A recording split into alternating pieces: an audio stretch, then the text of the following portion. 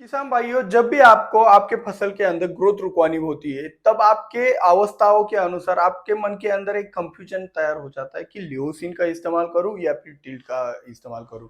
तो लियोसिन और टिल्ट दोनों बेस्ट है, लेकिन इन दोनों में से आपके फसल की कौन सी अवस्था में कौन सा पदार्थ जाना चाहिए, कौन सा दवाई जाना चाहिए, ये अगर आपको पता नहीं होगा तो आपका नुकसान बाद में हो जाता है और फिर आप पछताते हो कि नहीं भाई, इसका इस्तेमाल करना चाहिए था, मैंने गलती कर दी।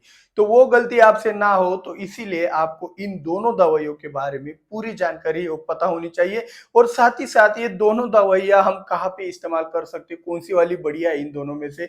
आज के इस वीडियो के अंदर हम आपको वही बताने वाले कि इन दोनों दवाइयों में सबसे बेस्ट वाली दवा कौन सी है। तो चले, इस बात के लिए एक लाइक भी बनता है और शुरुआत करते हैं आज के इस वीडियो की। लियोसिन बेस्ट है या फिर आपका टिल्ट। तो इसमें लियोसिन के अंदर क्या आता है, क्लोरमैक्वेट क्लोराइड आता है, ठीक है। एक ये हो गया। ये क्लोरमैक्वेट क्लोराइड क्या है ये आप बाद में जानेंगे। तो टिल्ट में क्या आता है, आपका प्रोपिकोनेजोल आता है। तो प्रोपिकोनेजोल, ठीक है। अभी लास्ट में क्या आया, झोल आया। तो ये झोल शब्द किससे रिलेटेड है, ये ट्राइजोल से रिलेटेड है। टिल्ट एक टिल्ट के अंदर प्रोपिकोनेजोल आता है, जो कि ट्राइजोल ग्रुप का एक प्रकार का फंजीसाइड है। फंजीसाइड यानी कि फंगस का मारने को काम करता है। लेकिन यह एक प्रकार का, इसका छिड़काव करने के बाद यह एक प्रकार का आपके पत्तियों को लॉक करने का भी काम करता है। इसीलिए आप इसे पीजीआर के तौर पर भी देखते हो। यह फंजीसाइड होने के बाद भी पीजीआर का एक्शन दिखाता है, इसको साइट ऑफ एक्शन भी कहते हैं। और इसके अंदर आ जाते हैं तो क्लोरमैक्वेट क्लोराइड तो पीजीआर है, पहले ये फुल्ली पीजीआर का काम करता है, बहुत ही अच्छी तरीके से कार्य करता है। तो अभी आपके फसलों के अंदर ये डालना चाहिए या फिर ये डालना चाहिए, ये कंफ्यूजन अभी भी बरकरार है। तो उसको सॉल्व कैसे करते हैं बताता हूँ। तो देखो, कई कबार क्या होता है, आपके फसल के अंदर पत्तियों की ग्रोथ ज्यादा होती है, जिससे आप देखो, फसल की पत्तियां हो गई, डंठल हो गया, टहनियां हो गई, स्टेम हो गया, जड़ हो गए। तो इसको क्या बोलते हैं, इसको बोलते हैं वेजिटेटिव ग्रोथ। और जो फसल की अगली जनरेशन, मतलब उसको उसका अस्तित्व टिकाने के लिए वो क्या करते हैं, बीजों की निर्मित करता है, जिससे नया पौधा बनता है। तो नया पौधा बनता है, किससे बनता है, फूल और फल से। तो उसको क्या बोलते हैं सॉरी, रिप्रोडक्टिव ग्रोथ बोलते हैं। तो ये जो रिप्रोडक्टिव ग्रोथ और वेजिटेटिव ग्रोथ का रेशियो है, इसे मेंटेन करने के लिए कार्य करता है आपका क्लोरमैक्वेट क्लोराइड। मतलब आपका लियोसिन क्या कार्य करता है, फसल की पत्तियों का जोर कम करके आपके फल और फूलों का जोर बढ़ाता है। इसीलिए वेजिटेटिव ग्रोथ का रेशियो, वेजिटेटिव ग्रोथ और रिप्रोडक्टिव ग्रोथ का रेशियो मेंटेन करने के लिए आप इसका इस्तेमाल बेझिझक कर सकते हो। इससे क्या होता है, अभी देखो इसका इस्तेमाल कहाँ कहाँ पे हो सकता है। जहाँ पे जिस हल्की वाली जमीन के अंदर सिर्फ पत्तियां बढ़ती, पौधा तो बहुत अच्छी तरीके से बढ़ता है, पत्तियां देखने लायक होती है, बड़ी बड़ी पत्तियां आती है, लेकिन फल छोटा छोटा आता है।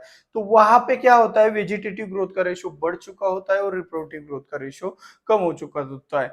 तो उसको मैनेज करने के लिए मार्केट में सिर्फ और सिर्फ एक ही दवाई है, वो है लियोसिन। तो वो रेशो आपको बदलना होगा, तो वो बदलने के लिए आप रिप्रोडक्टिव ग्रोथ और वेजिटेटिव ग्रोथ का रेशो मेंटेन करने के लिए लियोसिन का भी छिड़काव ऐसी सिचुएशन में कर सकते हो। और कई कबार क्या होता है, आपको लगता है कि भाई पत्तियां बहुत सारी दिख रही है मेरे फसलों के ऊपर, अभी मुझे तो फूलों की संख्या ज्यादा चाहिए। तो ऐसी सिचुएशन में भी आप लियोसिन का इस्तेमाल कर सकते हो।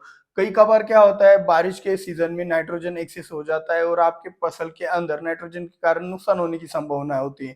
तो उस नाइट्रोजन नाइट्रोजन आपके पत्तियों की ग्रोथ कराता है, फूलों को नाजुक बनाता है। तो उस सिचुएशन में भी अगर आप लियोसिन का इस्तेमाल करते हो तो आपको बहुत ही अच्छा रिजल्ट मिल जाएगा।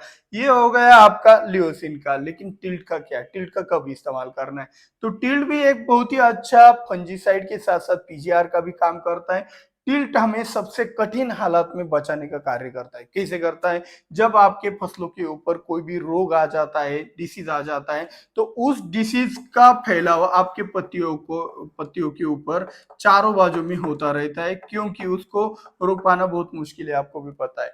लेकिन ऐसे सिचुएशन के अंदर अगर आपने टिल्ट का स्प्रे किया, तो ये जो फंगस है ये जगह पे लॉक हो जाएगा, ये बढ़ नहीं पाएगा। लेकिन ये इसका एक और गुणधर्म ऐसा है, अगर आपकी पत्तियों का साइज इतना है तो ये लास्ट तक पत्ती का साइज इतना ही रखेगा, ये ज्यादा पत्ती को मोटा नहीं होने देगा।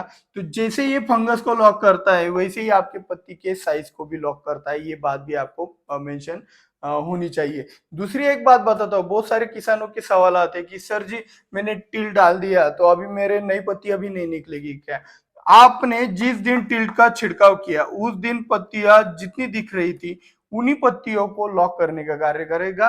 टिल्ट डालने के बाद जो नई पत्तियां आएगी बाद में वाली उनका साइज आप नहीं, मतलब टिल्ट के सहारे जो पहले वाला स्प्रे किया है उसके सहारे नहीं रोक सकते, मतलब उसके लिए फिर से स्प्रे करना पड़ेगा। सिंपल वाली बात बताता हूँ ज्यादा कंफ्यूजन ना करते हुए, जब आप फसल के ऊपर टिल्ट का छिड़काव करते तब दिनों में, मतलब जब आप स्प्रेइंग कर रहे हो उस दिन में जितनी पत्ती आपको दिख रही उतनी ही लॉक करेगा, बाद में आने वाली पत्तियों को वो लॉक नहीं करता है। तो ये भी बात आपको अच्छे से समझ में आनी चाहिए।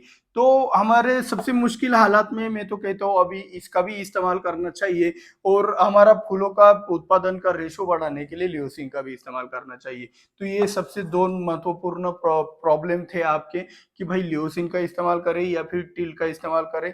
वीडियो में आपको सचमुच कुछ ना कुछ नया तो सीखने को मिला ही होगा, तो इस बात के लिए एक लाइक और शेयर बनता है। और मिलते हैं अगले वीडियो में। जय जवान जय किसान।